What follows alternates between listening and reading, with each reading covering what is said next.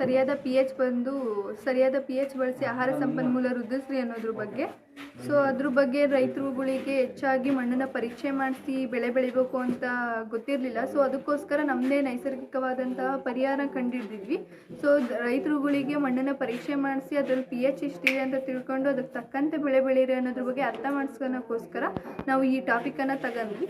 So ಅವರಿಗೆ ರೈತರುಗಳಿಗೆ ಮಣ್ಣನ್ನು ಪರೀಕ್ಷೆ ಮಾಡಿಸಿ ಉತ್ತಮವಾದಂತಹ ಬೆಳೆ ಬೆಳೀರಿ ಅನ್ನೋದ್ರ ಬಗ್ಗೆ ನಾವು ತಿಳಿಸೋಕ್ಕೋಸ್ಕರ ನಾವು ಈ ಟಾಪಿಕನ್ನು ತಗೊಂಡ್ವಿ. ಸೊ ನಮ್ಮ ಹೊಲದಲ್ಲೇ ಸಹ ನಮ್ಮ ತಂದೆಗೂ ಸಹ ಪಿ ಎಚ್ ಅಂದರೆ ಏನು ಅಂತ ಗೊತ್ತಿರಲಿಲ್ಲ. ಸೊ ಅವರಿಗೂ ಮಣ್ಣನ್ನು ಪರೀಕ್ಷೆ ಮಾಡಿಸಿ ಬೆಳೆ ಬೆಳಿಬೇಕು ಅನ್ನೋದು ಗೊತ್ತಿರಲಿಲ್ಲ. ಸೊ ನಷ್ಟ ಉಂಟು ಮಾಡ್ಕೊತಿದ್ರು. ಅದಕ್ಕೋಸ್ಕರ ಮಣ್ಣನ್ನು ನಮ್ಮಿಂದನೇ ನಮ್ಮ ಹೊಲದಲ್ಲೇ ಪರೀಕ್ಷೆ ಮಾಡಿಸಿ ನಾವೇ ಅಲ್ಲಿಂದನೇ ಶುರು ಮಾಡಿದ್ವಿ. ಸೊ ಅದಕ್ಕೋಸ್ಕರ ಈ ಟಾಪಿಕ್ ತಗೊಂಡ್ವಿ. ನಮ್ಮದು ಫಸ್ಟಿಗೆ ತಾಲೂಕು ಮಟ್ಟ ದಾವಣಗೆರೆಯಲ್ಲಿತ್ತು. ಫಸ್ಟ್ ಪ್ರೈಸ್ ಬಂದವರಿಗೆ ಅಷ್ಟೇ ಅವಕಾಶ ಇತ್ತು. ಸೊ ಫಸ್ಟ್ ಪ್ರೈಸ್ ತೊಗೊಂಡ್ವಿ. ಸೊ ಅಲ್ಲಿದ್ದ ಜಿಲ್ಲಾ ಮಟ್ಟನೂ ಸಹ ದಾವಣಗೆರೆಯಲ್ಲೇ ನಡೀತು. ಅಲ್ಲಿ ಫಸ್ಟ್ ಪ್ರೈಸ್ ತಂದ್ವಿ. ಸೊ ರಾಜ್ಯ ಮಟ್ಟಕ್ಕೂ ಹೋಗಿ ರಾಜ್ಯ ಮಟ್ಟದಲ್ಲೂ ಸಹ ಫಸ್ಟ್ ಪ್ರೈಸು ಬಂತು. ರಾಜ್ಯ ಮಟ್ಟದಲ್ಲಿ ಅದು ಧಾರವಾಡದಲ್ಲಿ ನಡೀತು. ಸೊ ಅದೇ ಆದಮೇಲೆ ಹೈದ್ರಾಬಾದಲ್ಲಿ ತೆಲಂಗಾಣದಲ್ಲಿ ನಡೀತು. ಸೊ ಅಲ್ಲಿ ಸೆಕೆಂಡ್ ಪ್ರೈಸ್ ಬಂತು.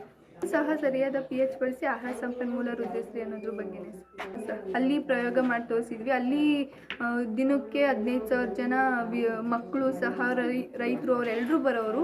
ಸೊ ರೈತರಿಗೂ ಒಂಥರ ಅವರಿಗೂ ತಿಳ್ಕೊಂಡಂಗಾಯಿತು. ಸೊ ಅವರು ನಮ್ಮ ಪ್ರಾಜೆಕ್ಟ್ನ ನೋಡಿ ಇದು ಹೆಂಗೆ ಮಾಡೋದು ಹಂಗೆ ಹಿಂಗೆ ಅಂತ ತಿಳ್ಕೊಂಬಿಟ್ಟು ಹೋಗಿ ಅವರು ಪ್ರಯೋಗ ಮಾಡ್ತೀನಿ ಅಂತ ಫೋಟೋಸು ವೀಡಿಯೋಸ್ ಎಲ್ಲ ತಗೊಂಡು ಹೋಗ್ತೀವಿ. ಅಲ್ಲಿ ನಾವು ನಮ್ಮ ಹೊಲದಲ್ಲಿ ಮಣ್ಣಿನ ಪಿ ಎಚ್ ಎಷ್ಟಿದೆ ಅಂತ ತಿಳ್ಕೊಂಡು ನಾವು ಬೆಳೆ ಬೆಳಿತೀವಿ ಅಂತಲೂ ಹೇಳಿದ್ರು. ಪಿ ಎಚ್ ಅಂದರೆ ಏನು ಅಂತ ರೈತರಿಗೆ ಗೊತ್ತಿದ್ದಿಲ್ಲ ಸರ್. ಮಣ್ಣಲ್ಲಿ ಸುಮ್ಮನೆ ಏನೋ ಇದೆ ಅಂದು ಬೆಳೆ ಹಾಕ್ತಿದ್ರು. ಸೊ ಪಿ ಎಚ್ ಅಂದರೆ ಆಮ್ಲೀಯತೆ ಮತ್ತು ಪ್ರತ್ಯಾಮ್ಲೀಯತೆನ ತೋರಿಸೋ ಮಾಪಕ ಆಗಿತ್ತು ಸರ್ ಅದು. ಸೊ ಮಣ್ಣಲ್ಲಿ ಆಮ್ಲೀಯತೆನೋ ಪ್ರತ್ಯಾಮ್ಲೀಯತೆನೋ ತಟಸ್ಥನೋ ಅಂತ ತೋರಿಸ್ಕೊಡುತ್ತೆ ಸರ್. ಸೊ ಈಗ ನಾವು ನೈಸರ್ಗಿಕ ನೋಡಬೇಕಾದ್ರೆ ದಾಸವಾಳನ ತಗೊಂಡ್ಬಿಟ್ಟು ರಸ ಮಾಡ್ಕೊತೀವಿ ಸರ್. ಸೊ ಅದು ಮಣ್ಣಲ್ಲಿ ನಾವು ಆಮ್ಲೀಯ ಇದ್ದರೆ ಕೆಂಪು ಬಣ್ಣಕ್ಕೆ ತಿರುಗುತ್ತೆ ಸರ್. ಪ್ರತ್ಯಾಮ್ಲೀಯ ಇದ್ದರೆ ಹಳದಿ ಇಲ್ಲ ಹಸಿರು ಕಲರ್ಗೆ ತಿರುಗುತ್ತೆ ಸರ್. ತಟಸ್ಥ ಅಂದರೆ ಯಾವುದೇ ಚೇಂಜ್ ಆಗಲ್ಲ ಸರ್. ಸೊ ಹಂಗಾಗಿ ಅದರಿಂದ ನೈಸರ್ಗಿಕವಾಗಿ ಕಂಡಿಡ್ತೀವಿ. ನಮ್ಮ ಒಂದು ಸರ್ಕಾರದ ವತಿಯಿಂದ ಪ್ರತಿ ವರ್ಷವೂ ಸಹ ವಿಜ್ಞಾನ ವಸ್ತು ಪ್ರದರ್ಶನ ನಡೀತಾ ಇರುತ್ತೆ. ಈ ರೀತಿಯ ವಿಜ್ಞಾನ ವಸ್ತು ಪ್ರದರ್ಶನದಲ್ಲಿ ನಾವು ಪ್ರತಿ ವರ್ಷವೂ ಸಹ ಭಾಗವಹಿಸ್ತಾ ಇರ್ತೇವೆ. ಅದೇ ಥರ ಈ ವರ್ಷವೂ ಸಹ ಭಾಗವಹಿಸುವ ಅವಕಾಶ ಬಂದಾಗ ನಾವು ಯಾವ ಒಂದು ಟಾಪಿಕನ್ನು ಚೂಸ್ ಮಾಡ್ಕೋಬೇಕು ಅಂತ ಯೋಚನೆ ಮಾಡಿದಾಗ ತಂತ್ರಜ್ಞಾನದ ವಿಷಯವಾಗಿ ಹಲವಾರು ರೀತಿಯ ಪ್ರಾಜೆಕ್ಟ್ಗಳನ್ನು ನಾವು ನೋಡಿರ್ತೇವೆ.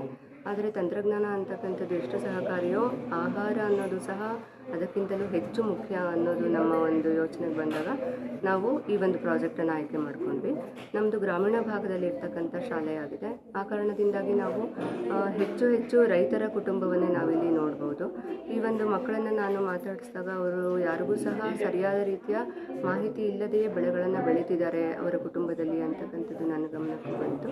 ಆಗ ನಾನು ಮಣ್ಣಿನ ಪಿ ಎಚ್ಚನ್ನು ಆಧಾರವಾಗಿಟ್ಕೊಂಡು ಯಾಕೆ ನಾವು ಪ್ರಾಜೆಕ್ಟ್ ಮಾಡಬಾರ್ದು ಅಂತ ಹೇಳಿಬಿಟ್ಟು ನನ್ನ ಒಂದು 10ನೇ ತರಗತಿಯ ವಿದ್ಯಾರ್ಥಿನಿಯಾದ ಚಿನ್ಮಯಿ ಕೆ.ಯನ್ನು ಅದಕ್ಕೆ ಮಾತಾಡಿಸಿದೆ. ನೀನು ಈ ರೀತಿ ಮಾಡಬೇಕಮ್ಮ, ಮಾಡೋಕ್ಕಾಗತ್ತಾ ಅಂದರೆ ಮಿಸ್ ನಮ್ಮದು ಜಮೀನಿದೆ, ಅಪ್ಪಾಜಿನೂ ರೈತರೇನೆ, ಮಾಡ್ತೀನಿ ಅಂತ ತುಂಬ ಖುಷಿಯಿಂದ ಅವಳು ಇದನ್ನು ಒಪ್ಕೊಂಡ್ಳು.